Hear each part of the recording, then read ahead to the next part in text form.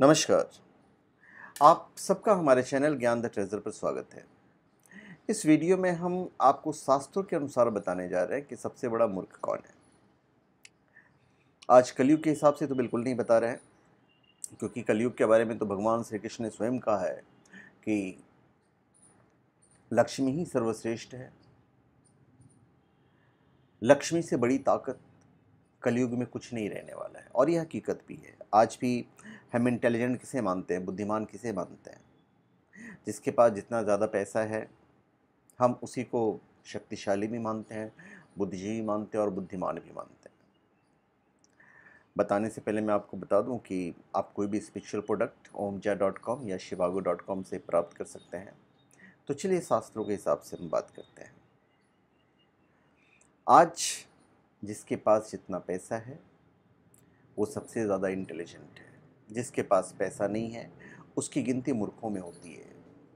पर शास्त्र पे जब हम आते हैं, और हकीकत भी यही है कि मनुष्य जब बीमारियों से घिरकर मरणशैया पर होता है तो उस विकट समय में ऐसा कोई भी उसका संबंधी नहीं होता जो सहायता करने के लिए उसके साथ चल सके, क्योंकि मनुष्य के 5 भौतिक शरीर छोड़ने पर उसका समस्त धन तिजोरी में ही पड़ा रह जाता है। सारे पशु बंधे रह जाते हैं। उसकी प्रिय पत्नी शोक से विह्वल होकर भी केवल दरवाजे तक साथ देती है।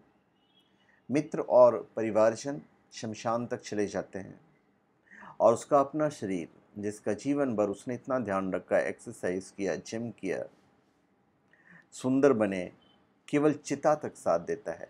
आगे परलोक के मार्ग में केवल उसका धर्म ही साथ जाता है। तो भगवान के पवित्र नाम जप को हमारे शास्त्रों में कलयुग का मुख्य धर्म माना गया है। अब हम इसका लॉजिक भी हम आपको देंगे।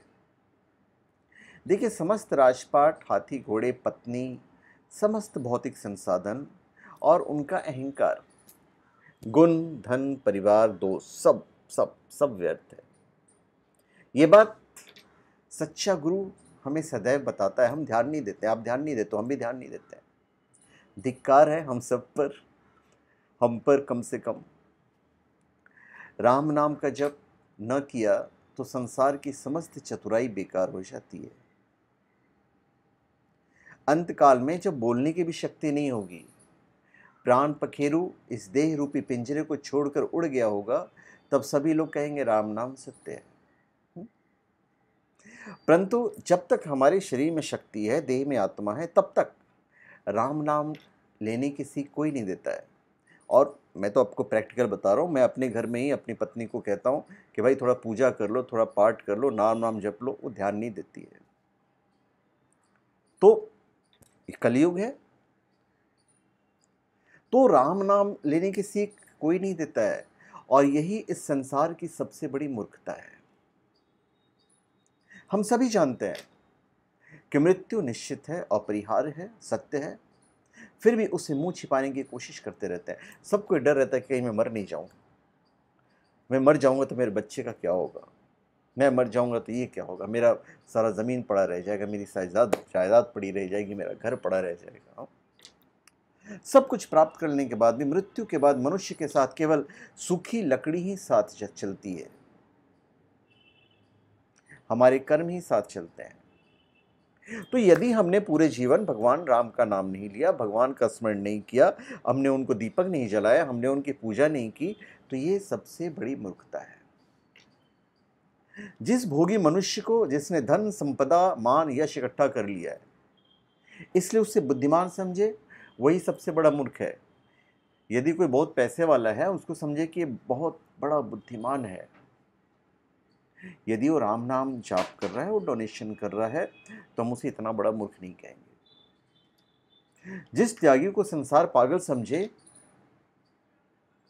वही सबसे बड़ा बुद्धिमान है। तो आप समझ गए होंगे कि मैं कहना क्या चाह रहा हूं।